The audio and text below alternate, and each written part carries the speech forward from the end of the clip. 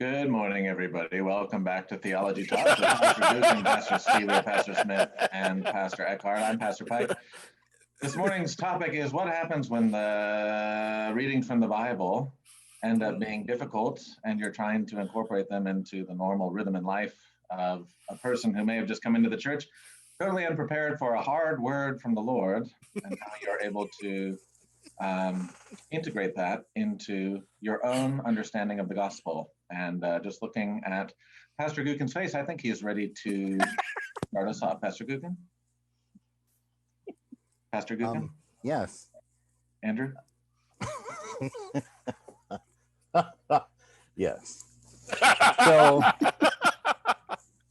what are we talking about? Okay, good. Thanks, Pastor Andrew. Now we're going to go down to Grant Eckhart. Grant, how do you handle hard texts when they come up in the lectionary or in your preaching? You have an interesting context because you're working with students, and I think students are probably more sensitive to at least the idea of religious texts that they find either not connecting to the world in which they live or a world that they've rejected. That's an excellent question, Pastor Pike. Thank you for the opportunity to speak on this this afternoon. Yes, bully. Boy. You know, the interesting thing about being, particularly college ministry, is you get people who have come through the church who have some familiarity with at least some of the stories, the more famous ones. And then you get people who have never opened the Bible before at all. So, you know, you tell a story that might be problematic, have some elements of violence to it. You know, you get the people who know some of the Bible stories, like through Sunday school, of like Noah's Ark, you know, without all the murder and death, but with the happy animals and things like that. That version of the story, they're a little shocked to find some of these stories where, you know, the non-Christians who haven't read it, they're like, oh, didn't realize that was in there. You know, tell me more. So there's, you know, kind of this openness to explore because they don't have particular faith commitments that would make them nervous about it. So there's a little more freedom to explore some of these texts, I think, with the college crowd. That's interesting because do you think that for a person then who grew up in the faith, who maybe had difficult texts infantilized, essentially, because like you said, Noah's Ark is a perfect example where I had a crib set that was Noah's Ark, and it's like, I'm putting my baby surrounded by all the bloated corpses. Oh, look at all the animals going in the Ark 2x2. So there's a sense in which the way that faith communities teach these stories actually keeps people from hearing it. So when they encounter it as a mature person, and they're shocked or scandalized more than a person who's never heard it, who's like, oh, all right. Yeah, you know, I think it's interesting. If I can just chime in. You had your chance. Yeah, great. Turn your mic off. So we're ignoring Pastor Will. So the thing that I want to add is, you know, I'll preach, and another one of those stories is David and Goliath. And I'll say, yeah, so does everybody remember that story? And I said, oh, did you realize this, that David carried around Goliath's head and like would show it to people and for a long time? And it's like, oh, I don't. It was like Dunham. Is that the comedian? Oh, Jeff Dunham. Dunham. It was the original Jeff Dunham. David. He'd be like, what do you think about that, Goliath? I love Philistines. Yeah, just something fun like that. All right. He was doing like he was on the anti-Philistine joke. Yeah, they're like. All right, I apologize. Continue. I'm so happy you threw that in the toilet. Thank you. And there's something called the edit button that I'm not going to use. Okay. So great. So then we'll see this in like 5 weeks. Yes. Well, you bring up a good point, though, which is, and even the joke brings up a good point, that the reality of what happened in these stories is not what people have necessarily been exposed to. So I think that's a challenge, especially for mainline churches that, for their kind of cult of respectability, don't necessarily deal with difficult texts. Well, is part of that? Yeah, go ahead, Will. Well, I was going to say, I think, you know, sometimes, or actually a fair bit of the time, the difficulty with dealing with a text a lot of is the assumptions that, you know, people have that they're bringing to the text. You know, so they're used to looking at things a certain way. So, like, you know, I mean, the text for this Sunday is talking about the banquet, and, you know, the guy comes without the robe, or won't wear the robe, and so they bind him hand and foot and they throw him into the outer darkness where there is weeping and gnashing of teeth. And anyone, who has spent time around the scriptures, or a lot of people anyway, they automatically hear hell. Mm-hmm. That's like, that the place you're going to be sent to. Yeah. Touchdown. And so if you're going to address the actual conversation, you have to address the assumption first, and that can be really hard sometimes. Well, yeah, I like the text that I find that speaks to this the most, in my understanding, is actually the one we had just a couple of weeks ago about the vineyard owner with the two sons and the one son who says yes but doesn't go. Mm-hmm. We have an entire church filled with people who have said yes but they haven't gone. right. Mm-hmm. But just because they think they've said yes, they go, well, my yes was enough. And it's like, no, there's work in the vineyard, but their yes was it had no real commitment to it in the sense Right. of engaging a text or engaging a way of discipleship. And so they've been told, good, all you had to do is say yes, and that's enough. And I think Lutherans we're especially susceptible to this because of the idea of like, well, no, you don't want to do anything because you don't want to generate your own righteousness, which is a conversation no one in the world has except for us after you learn to have it, which is a weird thing. Right. But Grant, go ahead. Let's go back to you answering that question now. Well, I mean, you bring up, the hell situation in recent texts. I was in a small group. This is a few weeks back. So some freshmen, some new students, and early on, a lot of them, have questions about heaven and hell. What do Christians say about heaven and hell? And so we ended up reading Matthew 25. Now, we had people in the group who were like, there's definitely a hell, or there's no such thing as hell, and everybody is saved. All those kinds of different perspectives were there. And then we had a large number of folks who said, well, there's a hell, but all we have to do is believe and we can bypass everything. And so that's the good news. And so I like to problematize things for them, right? And so Yeah, I've met you. Yeah. yeah. So in Matthew 25, it's kind of that classic, is everybody saved, everybody not saved? It says you're damned for eternity or you're saved for eternity, kind of using a peculiar Greek word there. And so they said, yes, okay, maybe some are damned, but if we believe, we kind of get out of it. So we don't have to worry about that. I said, well, but look at like the rest of the text there, what it's talking about. Jesus is making a pretty strong point here. And faith isn't really involved in that text so much. I think later we can kind of put our Reformation theology into it, and that's all well and good. But he's saying that, those who didn't clothe the person who was naked, or those that didn't bring water or food to the person who was hungry, or visit the imprisoned, like those people are going to hell forever, will burn in hell forever. It can become kind of an academic discussion of just who's going to hell, who's not. If we just believe, do we get around it? It's like, but look at the point Jesus is really making, that there's a strong emphasis on the way that we should live our lives. And for those who want to sometimes make the strongest case for hell are the ones that most want to avoid caring for the poor, the hungry, the imprisoned. It's always fun to just kind of see the minds turn. This is the tension that we find ourselves in, I think, which is we all need an interpretive framework to hang all these texts on, but your interpretive framework can become so baroque that you can't hear what the text is saying anymore. So on one hand, I think that's where the gospel, like being a gospel-centered church, is really important. But we can adorn our interpretive structure to such a degree that, you just can't, like you just said, you end up focusing on stuff that seems Christian, but it has nothing to do with the work or news of Jesus. Right. And I've heard that, especially, like I've had people come up to me recently and go, people I haven't talked to in our city in a while, and they go, I'm only calling you because I want to know if the world's going to end, what you think. And my pastor's doing a book on Revelations, and it's like, it's called Revelations. And B, yes, it is. Yeah. But this goes to the Matthew 25 point, and I say this, it's like, it doesn't matter if it is or not, you're called to do the same thing. A, don't be afraid, like don't live in fear. And B, be that loving presence of Christ to your neighbor. And that's where the interpretive work of the gospel can be right. Like, I don't have to worry about this, but now we're not lost in, oh, well, that sounds like an amillennial. Are you an amillennialist or a post-millennialist of the second order? And it's like, oh God, all right, here we go. Like, when you deal with text, so a couple points with something that Will said earlier, and I think all of us, we all started seminary together. That I noticed that too when we were in Old Testament class, that there were certain people who had studied, certain people who are pastors now, but who had studied the Bible or who had read the Bible in a, what I would call a very Sunday school ish Will, kind are you in of a way. drive-through right now? Yeah, he is. He's getting his props back. He's got 2 windows. Are you at a Okay. Rallies? He's like, hold What on. are you at? What are you? Oh, Where are you rally. at? Dad said today he's working in the drive-through. So you son of a. So you have people that had kind of like a more, I don't want to say I will say a more naive Sunday school ish kind of reading, where things have been, to use a phrase I like to use a lot, whitewashed, and things have been kind of toned down.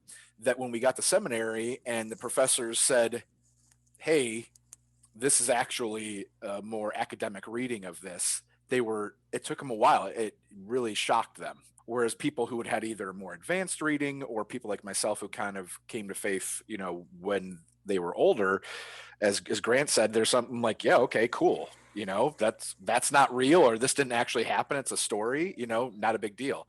So one, if part of what we have to do, and let's say one of the issues I find is that as far as sermons go, we only have so much time to talk about things, to talk about a message.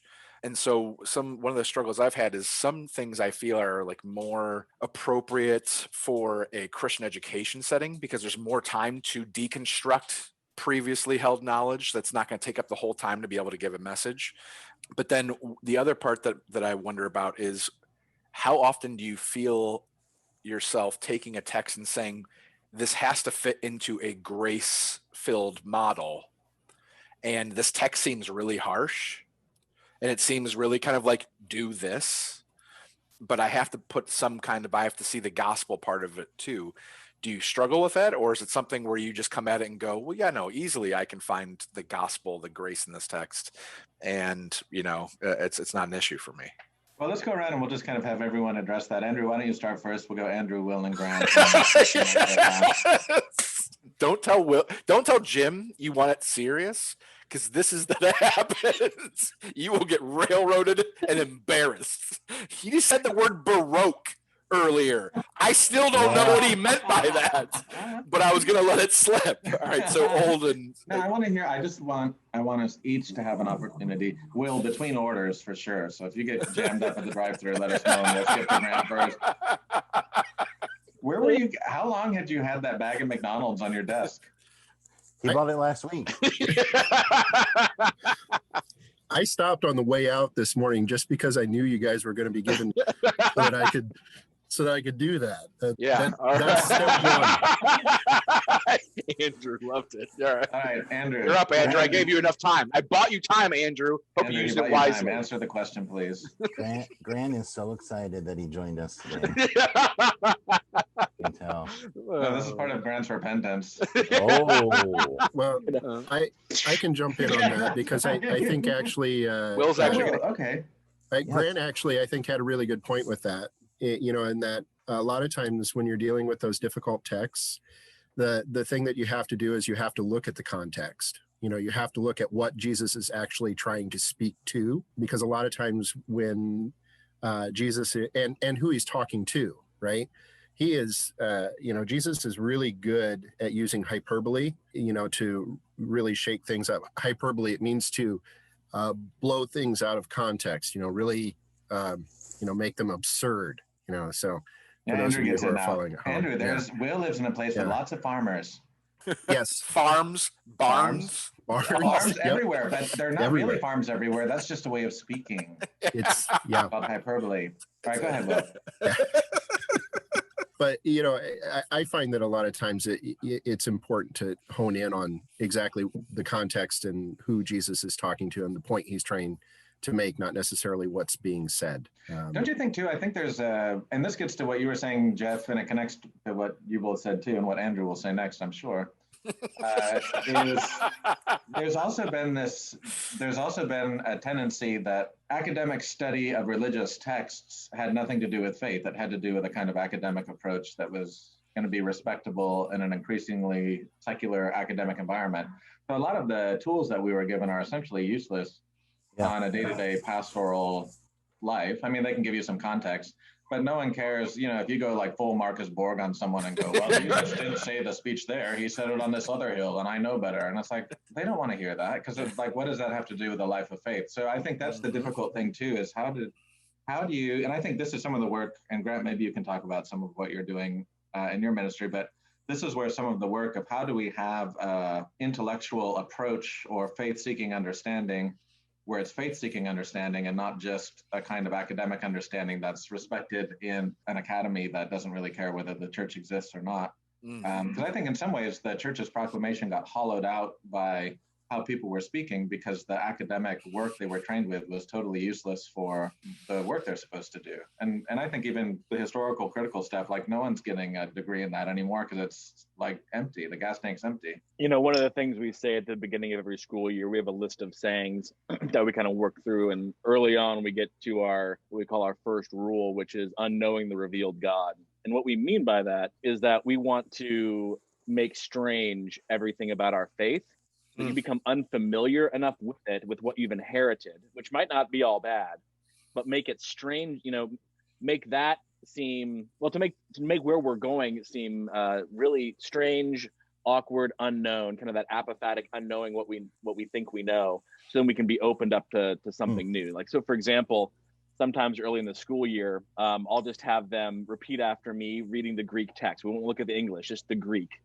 And they don't know what that means, but just even hearing the language, then you can get some ancient recordings of people singing or saying, first century Kini Greek, and it's really sounds very bizarre. Then I'll like throw the Popular Mechanics picture of Jesus up, and trying to make it as strange as possible for them. So like, wait a minute, did I miss something? I thought I completely understood Christianity from where I came from, and then that kind of keeps this plateau of growth. Where if you can just make it as strange as it actually is, as strange as the world of the Bible actually is, I think it opens people up. And especially, I think I've been leaning a lot more into allegory. Father John Bear said recently that if we're not reading scripture allegorically, then we're actually not reading it as the earliest Christians did. And allegorically meaning, putting all kinds of different meanings, reading into the text, finding Jesus everywhere, doing all kinds of interesting things. I don't know that we only want to do that, but when we do that, people kind of unknow what they know and are able to learn something. And that helps us with some of those texts that are particularly violent. Like when you have an allegorical reading of the Amalekites, and then you apply that to the life of sin or the life of holiness, or it gives you a way of understanding something that's as serious as what the text is saying without getting tied up in historical accuracy and obviously violence is central to our faith as it relates to the cross, and we have to address that. But I do think that lack of allegory is something that has impoverished us, and it makes a lot of what we say and a lot of the stuff that we protest totally nonsensical. Like, and I'll remember that, and I won't say his name, but one of our classmates was in the library once, and he came up to me and he was like, "I just want to let you know I don't agree with original sin." And then he gave me a reason why that had nothing to do with original sin. So he was like asserting this faith statement that he thought the doctrine was inconsistent with God, but he didn't even really understand what the doctrine was saying in the first place. So, I mean, it's like that strangeness in that reassessing the value of what we've been taught. It's like, yeah, you really have to understand what they were saying in the first place. And I know that's some of the work you've been doing with like metaphysics of going, you don't really, and when we talk about the Trinity, what they were really saying was this. And people are like, oh, I've never heard that. Well, that makes a lot of sense. And it's like, well, you haven't heard that because people just assumed it wasn't worth even exploring anymore.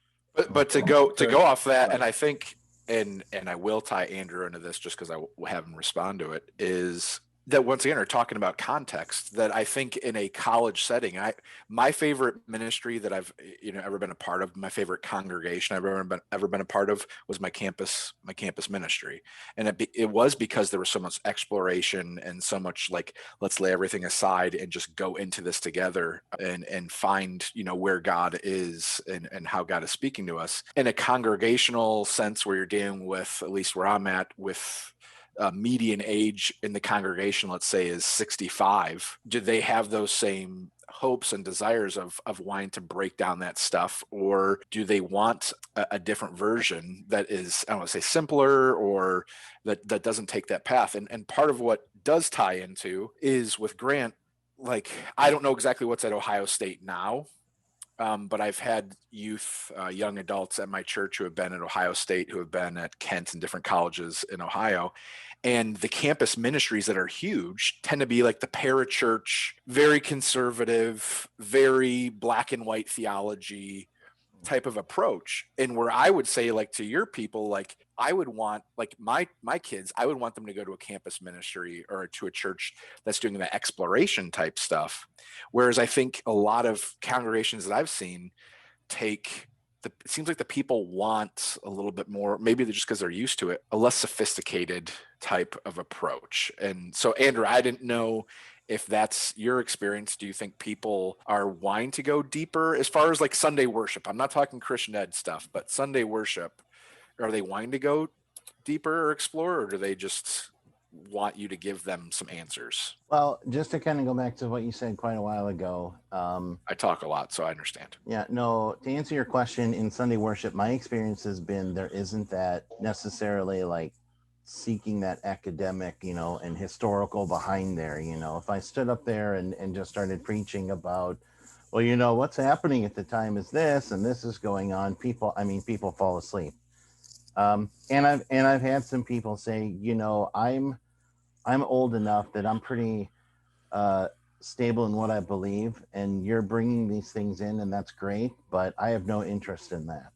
Now, but like you said before, if we have something where it's kind of in a sense, a text study, a Bible study, there's a lot more acceptance there.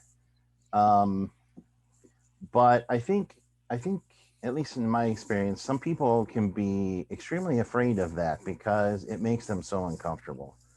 Before I came here, I did an interview in Kansas City, and it was the only one that they said, well, we want you to lead us in a Bible study. And so I did that, and it got heavy. We got into some deep feelings and understanding, and we got into some deep academics. And they straight up said, you made us so uncomfortable, we can't see you as our pastor because you talked about things that we just don't want to think about or talk about. And I was like, oh, okay. What was your reaction to that when they told you that? It was just that. I was just like, well, okay. And they told you that like while you were there, like sitting, like not like an after, like you still have to talk to them? Like the meeting was still going on, or no? No. So I don't know how it is now, but I mean, then it was, you still went there. You went there and did the interviews, and they spent so much money to bring me out there. But anyway, they regretted every penny. No, I mean, and you're uncomfortable with your Christianity now. So it was on the way back they're driving me back to the hotel, and the leader of the call committee said that because they met for 10 minutes, and then he's like, yeah, so we're really thankful that you came, but we're not going to move forward, and here's why. And I was just like, oh, well, okay. And then of course he had to drive me to the airport in the morning. And so I think I did say something about that. I think I was like, well, that's going to be an awkward ride. I think that You bring up a good point. Oh, go ahead, Will. Well, Go ahead. no, I think that, that's one of the things that we bump into in ministry a lot of times, though, which is one of the most frustrating parts for me, is that when I gather with other pastors, our understanding of theology, our understanding of scripture, our understanding of church, our understanding that, we have learned and then experienced and then had to grow into, is oftentimes so very different from the common belief, practice, and everything in the congregations. And I bridging that gap is difficult for me sometimes. Thank you. I appreciate that. Yeah, Grant, what were you going to say? Yeah, it's a live point of what we learn, what we find interesting personally, what captivates us and motivates our faith cannot be, oftentimes is at odds with where a congregation is at, or at least the bulk of the people there. And the question arises, like, can we give you the real stuff, what we think is the real stuff? I remember a friend of mine once saying, it was only to a member who was leaving on their way out when he said, okay, when you leave the congregation, then we can have the real discussion about faith and theology. I know you didn't get the real stuff while you were here, and I'm sorry about that, but that's just where we're at. I can't say what I really think now. And I think I don't want to disparage people in a congregation for that, but I will say that students of mine that try to go into congregations, Lutheran or otherwise, and they're very used to, and their faith is actually growing, We think that questions or making things strange can hurt a faith. Actually, I've seen the opposite happen more than not, for sure. And when they go into a congregation and they're ready to engage in a serious discussion, and it's just, we don't talk about that here. Yeah. They're like, oh, I'll go to a different church. Oh, same thing. We don't talk about that here. Right. Then they kind of fall away Yeah. from the church, or they go to seminary. Right. And so I don't know how you get a congregation to be on board with that. There's always a few that are very interested in those questions. But like you said before, Jeff, it's, we can't do that because we've already learned the faith. We know the faith. We have the stories as we want them. We don't get to the chopped off head, Right. of Goliath. And we don't, and so because it's that infantilized version, I think it does become stunting for a congregation and difficult for others who want that kind of conversation to do. And I think and I think the Lutherans are especially guilty of this because we assume that something that happened in 1517 is somehow enough for the rest of history, and it's kind of key that unlocks the rest of history. So people point to that and go, well, of course we're right, because we were right 500 years ago in a different place at a different time. And I think we also, I feel in the Lutheran tendency toward comparing ourselves against evangelicals and going, well, we're not going to do what they do. Because evangelical churches are often, in my experience, are oftentimes much more willing to attack difficult subjects and talk about things that people want to talk about, particularly things that may be happening in their community. And I know issues of racism, for example, are an example of that. And the conversations that I've seen evangelical churches here having are much more productive than anything that Lutherans are having in terms of actually addressing things in a faithful way, not addressing it in a kind of American sociological way, but trying to look at this question from a lens of faith. And I think the other part of it is too, and this is sort of maybe a Walter Brueggemann point about testimony. We haven't given people a significant enough understanding that their human life, their human person is the landscape of this story in terms of generating testimony for what God is doing for them and in them. And again, they go, well, I don't want to have an altar call, or it's like, no, we're saying that you're going to experience the God of this story in your own life, and God's going to do things, and some of it you won't be able to explain, but you're going to say, well, you don't know what happened, but I can't explain it, but here's what happened. So I'll give you an example. My uncle right now is in ICU. He fell and hit his head, brain bleed, cut open his skull. And my aunt texted, and my cousin's a surgeon. My aunt and cousin texted and said, we don't think he's going to make it. Will you pray? So that night I prayed, and my family prayed. We were all praying. And she said the next morning, she texted me and she said, you prayed last night? And I said, yeah. And she goes, well, because they'd taken the breathing tube out. They thought he was either going to die or have a tracheotomy. And certainly in that spirit of prayer, it felt like God was hearing our prayer. Now you could say, well, what does that mean? Or what do you mean by that? All I can say is in the testimony of what I think happened is God took that prayer and received it. And inevitably people say, well, what about all the prayers that didn't get answered, or this and that? And it's like, I'm only speaking on this one topic, this one time. The God that I spoke to, I think, did something that was healing in the life of my uncle. I'm not trying to explain the world. I'm only telling you what I think happened last night. And there's something liberating about not being responsible for everyone's experience all the time and just saying, yeah, I'm just telling you, this is what I think Jesus did today, or this is what Jesus is asking me to do this afternoon. And it makes discipleship much less the weight of your shoulders rather than just the yoke of obedience and the freedom of, people can choose to believe you or not, but it's a different question than academically approaching these questions. For part of what we're doing though too in preaching, and I don't know if it's difficult text or just any text. So, Grant, once again, I think for your context, I would say it could be different too, because a first year student compared to somebody who stayed with Jacob's Porch for 4 years is going to heard that first year speech before. And they're going to come into it just like feet on the ground, just running, and then you have those first year students and some of those that you're going to have to kind of bring along. But like in congregation and parish life, when you have, if I have some of those young adults who have gone through ministries like yours, Grant, and they want to talk about that deeper stuff, but it's a multi-generation ministry congregation. So you have a text that you feel like, okay, I could talk about this with this group, but this group, it's not going to connect with them. So how do you tie a story and how do you maneuver through a story? Have you found the right ratio to maneuver through a story in a way that can touch different aspects or different places where people are at? Or do you just kind of have to pick one model each week and say, this week I'm going to be historical critical and I'm going to talk about this. This week I'm going to speak a lot about allegory. This week I'm going to speak about, just my personal experience. This week I'm going to do this. I guess that's one of my struggles. I think some texts are difficult because we have people at different points in their life or their faith journey. And how do I connect to all of them in 15 minutes? Well, one of the things at Jacob's Porch too, it's not just all college students. We were a college student ministry, but every week we have congregations that come in, Oh, wow. join us in worship, and they bring maybe their junior high or high school kids. And then you have a number of adults that are there. You have seminarians and pastors that often visit and everything. And I haven't seen much difference between the college students who are like, oh, that was great. And then an adult leader chaperone is like, oh, I can't believe you said that. Okay. I don't know if it's because they're away from their church and they feel like they can, open up more when they're like in our little, squalor building over here or whatever.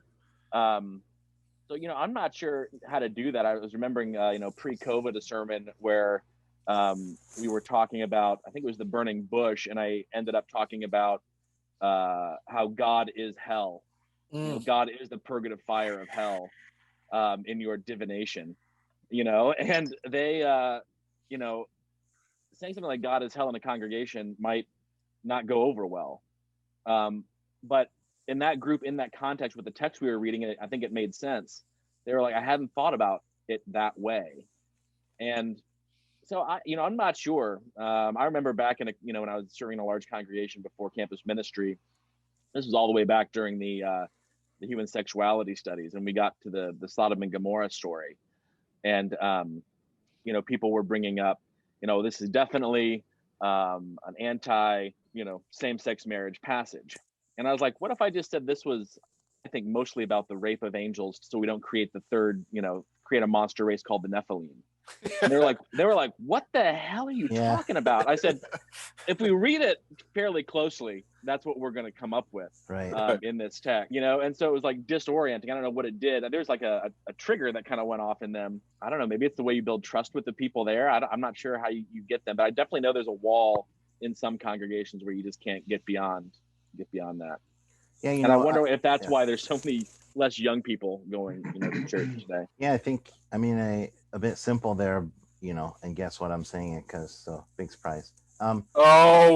Stop Please. it! Get off your inferior soapbox. But wise, man. No, I think overall with all that, I really think it's context. And what I found in the congregations I've served, you get to that certain point, because you find those walls, at least I have, you find those walls right away, and for me, I've been like, oh yeah, okay, let me just take a note of that. And then we'll get to a certain point where there's like this comfortability, and then I kind of push something like that, kind of like what you just said. I've done the same thing too, because someone's like, oh, well, Sodom and Gomorrah. And I'm like, well, actually, what about this? And it's just like, oh, well, yeah, okay. But I think it's just it's really all about context, which is one of the reasons too, connecting to before, why a lot of times I really enjoy leading some kind of study that's a mixture of our life experiences and then what's being talked about here in either a certain Bible text or a whole gospel story or what have you, to get people really to think. And like my Kansas City experience, sometimes they really don't like that. And but I think you need to do that as ministers and as leaders, to do those things. But you do have to recognize the context. Do you think some people just need the freedom to be able to ask those questions, maybe in your setting, like that they maybe haven't felt? So it's not just us building trust, but that we've created an atmosphere where it's like, you know what, it's okay if you ask a question about this, or if you read this and you go, yeah, I don't know, like I don't see how this connects with me, but you've created an environment where people feel free to just, instead of just saying, gospel of the Lord, and always being like this, to being one where we can have actual conversations about the. I think part of it is we don't need to have an answer for everyone's discomfort.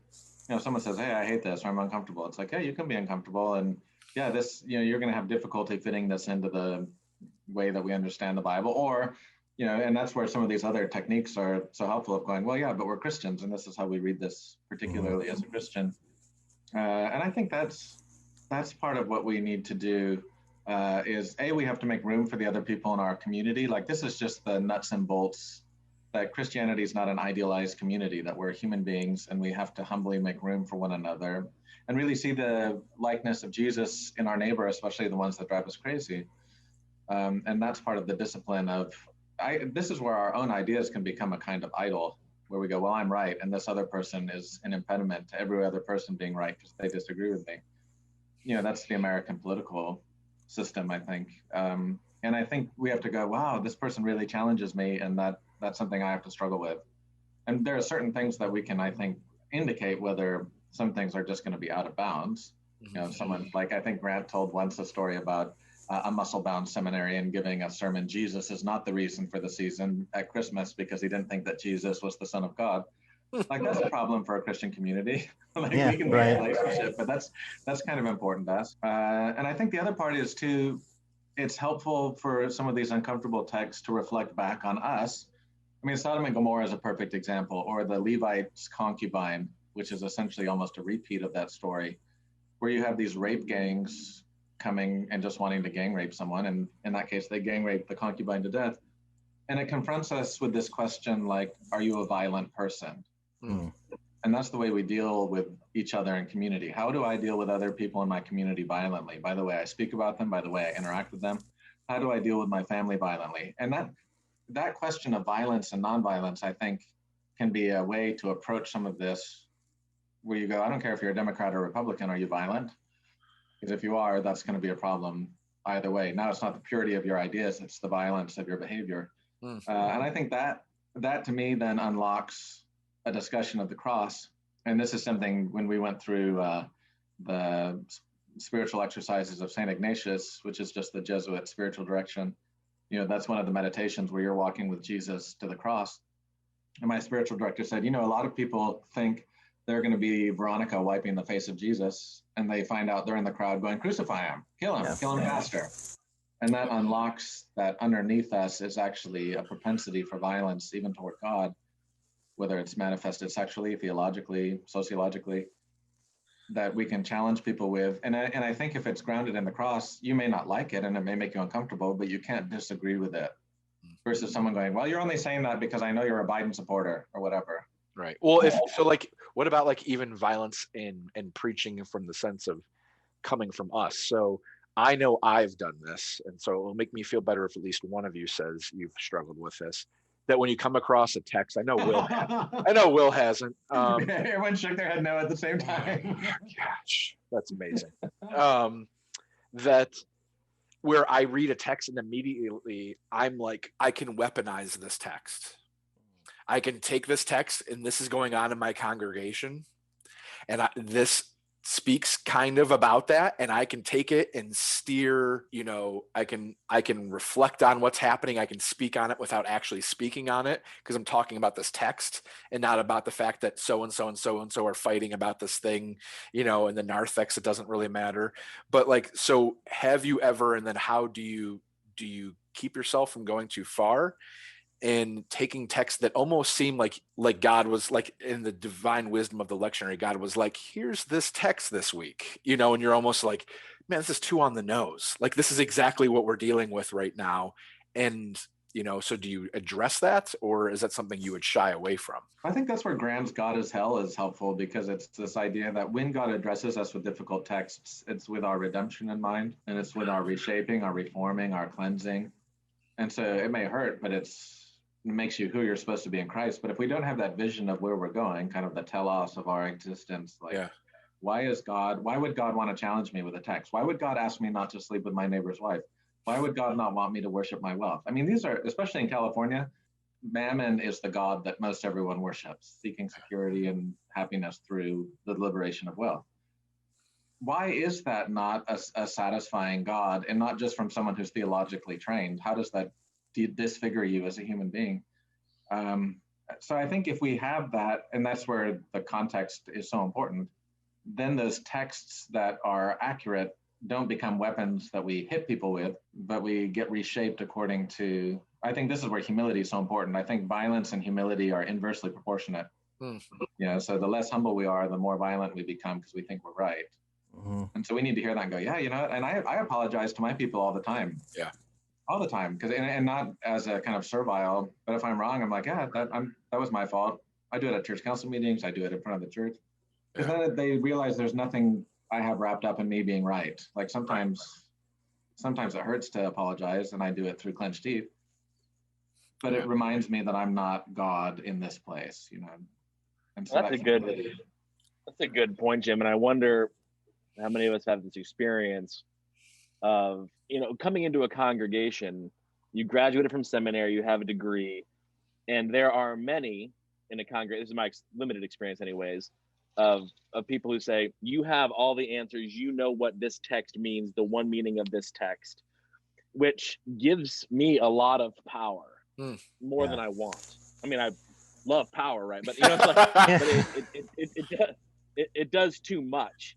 Yeah. Like if they think that in my sermon I'm giving them the one read on this, and if they have no option, maybe there's a different way to interpret it, but to say, hey, this pastor is presenting this. It's not that he's, he knows some of the options. He's giving us one that he thinks is, particularly relevant to what we're going through, this fight in the narthex, whatever. Yeah. And so I'm going to chew on that. Look at it as a mirror holding up my own sin to me, how I can be refined, rather than being locked in like, oh, wait, I thought the text meant this. He's saying it's this. He must be wrong, or the person before was wrong.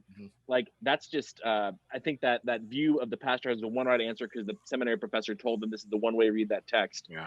And that creates all kinds of problems, and it makes a very fragile congregation that can be broken very easily. So is that why context is so important, and in the sense, like, so even like a weekly context, in that, the lectionary repeats every 3 years. The reason we can come back to text over and over again is because where we are at right now, what we're experiencing right now, in 3 years from now, could be a completely different thing that needs to be addressed, but it's only something that can be conveyed or addressed in the present moment. It's not something about, the past or something about the future, but how you're interacting with God at the moment. And Will, that's helpful because it gives us this. With that, Will, go ahead, please. Oh, with that, I think, there are a couple of things with it. One is people hear very different things than what you preach, and so, you can lightfoot as much as you want and still step on somebody's toes, without ever even coming close to saying what they hear. Right. And then other times you can completely destroy them, and they have no, and it's like, no, I wanted you to hear your salvation, like in this text, it's like, we were really focusing on, and so, that's one of the things that I've really had to let go of is that I don't get to tell them anything. I get to share what I have heard, what I've seen, what I've wrestled with, but, who it speaks to and how it speaks, that is completely up to the Holy Spirit and maybe the devil too. Right. And the other part with that then is when I'm dealing with those hard texts, and it's gotten me into trouble before. Not that should surprise anyone, but when I'm wrestling with a hard text, I preach what I need to hear, from that text. And so, I can speak, and I think that like, Jim, you were talking about that need for humility. If that text is condemning me, in how I'm looking at the text, how I've been looking at the world, then, I think it makes it a lot harder for you to be in that place of inflicting violence on the people. And there's a difference between judgment and violence. Oh yeah. We agree to that. I mean, oh yeah. And I think that's the way this. Oh, Andrew, go ahead. You put up your hook. He wanted to grasp on. No, I think what Jeff was going to say is what I was going to say. So go ahead. Don't do that, because we never agree on anything. Come on, Andrew.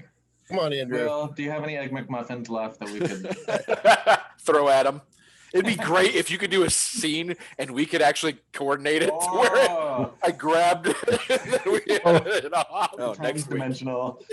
Andrew, go ahead, please. No. I wasn't- So I always like when you do that. I'm not sure if you're about to have a stroke or you're thinking, because your eyes kind of roll up in your head a little bit, and it's like, uh-oh. It's probably a little of both. A little of both. He goes to see Jesus real quick. He's slowing down. It's a mini stroke. All You right, keep it Andrew, at go our ahead, level. please. That's what it Andrew? is. Andrew, go ahead. Andrew, the floor Ready is then? yours. Yes. ready? Thank you. Please. Yeah, I forgot. I was going to say something to Will's. No. I really connect with that. Yeah. Thinking about that text, kind of that, in a sense, personal connection to that. And if my experience, especially in this congregation, has been, if I say, sometimes when I write this sermon, I'm saying what I need to hear, and sometimes they take that differently than how I mean it. But it is, I guess, all I wanted to say is it is interesting because you never know what people are going to hear, and maybe this has happened to you, but you preach and then people are leaving and and they heard something in the sermon that it is so far from what you were talking about, and and you go, you heard that, huh? Oh, well, okay. But then other times it's somewhat the opposite, where it's like, this, and it starts that conversation. Yeah, I think this is where the Spirit's work in our preaching is so important, because the Spirit is addressing. I mean, this is where all that imagery of shepherding and vine dressing is so important. The Spirit is individually tending each person simultaneously with the words you're speaking. And it's sort of the Augustinian image of the sun or whatever, like the sun is shining, and some people, their hearts are going to get hardened. Some people are going to be dried out. Some people are going to be healed. Some people, and it's one reality that's addressing and affecting people simultaneously in different ways. And I think that's that issue of hardening. Like there's I don't know if you do weekly psalms or psalm refrains, but that's my favorite psalm refrain that I'll repeat to the people. If today you hear his voice, harden not your heart. That's one of the psalm refrains. But the reason I like that is it's that sense of the presence now. It's what are you hearing in the moment now? All we have is this present moment now. And so even if it's God releasing you from the burden of your past to be present, if it's God releasing you from the anxiety of the future, God unlocking your potential in this moment, the simultaneity of the Spirit's work to allow people to be fully alive now and not in some moment that doesn't really exist or has already existed. And so that's where the humble part of preaching is just going, well, the Spirit's going to do, the fact that someone can come out with a harder heart than when they came in, unless you're what you said was just horrible. It's like, well, all right, I guess God's doing something. Yeah. I only focus on the people that are softening and not hardening. Yeah. Well, with like you will, the soft ones. Yeah. Well, but like for Grant, I think when I saw Grant a year and a half ago at a retreat, that was one of the things I think we talked about was that I think is unique. I know there are other, as you said, it's amazing that there are other people that attend your worship services and what have you, other than the students. But like you, by design, that campus ministry, you get at the most 5 years maybe, but you get a certain number of years with these people. And then they're going to go, especially at somewhere like Ohio State, that draws people from all over our state and other states. And then they're going to be released to other places. Whereas, in parish ministry, you have somebody who's been there since they were an infant and now they're in their 70s, So does that give you freedom, or how do you approach that? Are you mindful of that, knowing like, all right, I got 1 week, 4 years, 5 years, whatever with these people, as opposed to doing something that is, building over time? Yeah. I mean, I call campus ministry the free fruit stand for the church, like they're growing, and just by the time they become a great leader, they're gone. And there's not much ability to harvest, these increased leadership capacities that we would need at the campus ministry. And so there is an acceleration to some of this stuff in the campus ministry. And, as we were talking about the hardening of heart, I wouldn't either want to presume that our people can't take challenging texts or, even texts of judgment that could burn a little bit. We had a sermon last week. Again, this is with college students, but I was surprised. I wasn't sure if I wanted to preach it or not, but we talked about the mechanics of sin and on the road to radical evil. We talked about things like concupiscence and pride and scapegoating and cruelty and blasphemy as markers to check our own selves, where we are on this path, and how sin is impacting us. And I said, now share, how you've been cruel, share how you've been, where you blasphemed. I'll do the same. And by identifying it and seeing sin as a marker for us, almost a diagnostic tool, some of these themes that have been passed on to us as a way to assess where we're at, so we are not blinded by sin, but we can kind of see what's going on. It does help soften that heart and open us up to something new. And so even though it was like a harsh on sin and judgment, these students were like, oh, I never thought about it like that. That's actually helpful to see, because I do this all the time, in various ways. I love that, because it becomes the interpretation of something that allows a person to understand themselves in the light of the story. And it's through that encounter with the rock that Agreed. breaks us and crushes us, or softens us and makes us God's wine. Well, thanks everyone for joining us today. I know we're running out of time, and Will has to get ready for the lunch rush.